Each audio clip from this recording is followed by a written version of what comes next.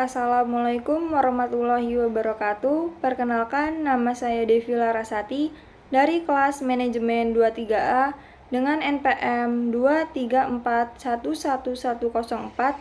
Di sini saya akan menjelaskan materi teori produksi dari mata kuliah Ilmu Ekonomi Mikro dengan dosen pengampu Miss Kemalapuji SEIME.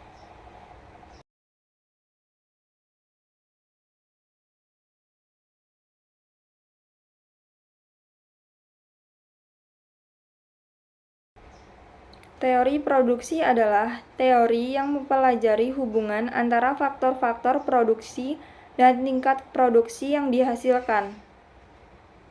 Faktor-faktor produksi adalah sumber daya yang digunakan oleh perusahaan untuk menghasilkan barang atau jasa.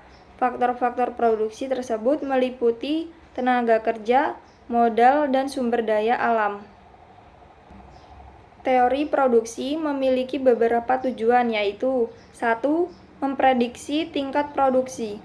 Teori produksi dapat digunakan untuk memprediksi tingkat produksi yang akan dihasilkan oleh suatu perusahaan dengan menggunakan faktor-faktor produksi tertentu.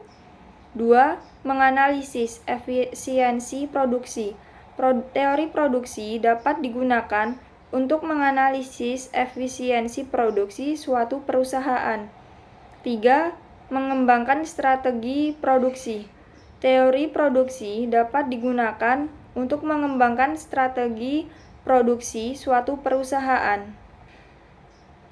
Kegiatan perusahaan adalah aktivitas yang dilakukan oleh perusahaan untuk menghasilkan barang atau jasa. Kegiatan perusahaan dapat dibagi menjadi dua, yaitu kegiatan produksi dan kegiatan non-produksi.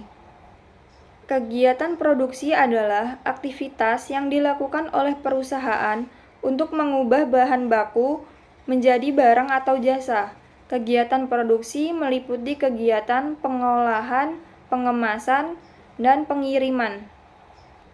Kegiatan non-produksi adalah aktivitas yang dilakukan oleh perusahaan untuk mendukung kegiatan produksi.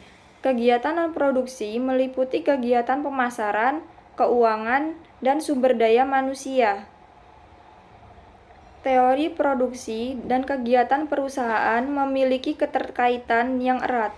Teori produksi digunakan untuk menjelaskan hubungan antara faktor-faktor produksi dan tingkat produksi yang dihasilkan. Kegiatan produksi merupakan aktivitas yang dilakukan oleh perusahaan untuk menghasilkan barang atau jasa. Contoh penerapan teori produksi dan kegiatan perusahaan dalam kehidupan sehari-hari. 1. Sebuah perusahaan manufaktur menggunakan faktor-faktor produksi berupa tenaga kerja, mesin, dan bahan baku untuk menghasilkan barang. Teori produksi dapat digunakan untuk memprediksi tingkat produksi barang yang akan dihasilkan oleh perusahaan tersebut. 2. Sebuah perusahaan jasa menggunakan faktor-faktor produksi berupa tenaga kerja dan keterampilan untuk menghasilkan jasa. Teori produksi dapat digunakan untuk menganalisis efisiensi produk jasa yang diberikan oleh perusahaan tersebut. 3. Sebuah perusahaan mengembangkan strategi produksi untuk meningkatkan efisiensi dan efektivitas produksi. Teori produksi dapat digunakan untuk mendukung pengembangan strategi produksi tersebut. Sekian presentasi dari saya, semoga bermanfaat. Saya akhiri. Wassalamualaikum warahmatullahi wabarakatuh.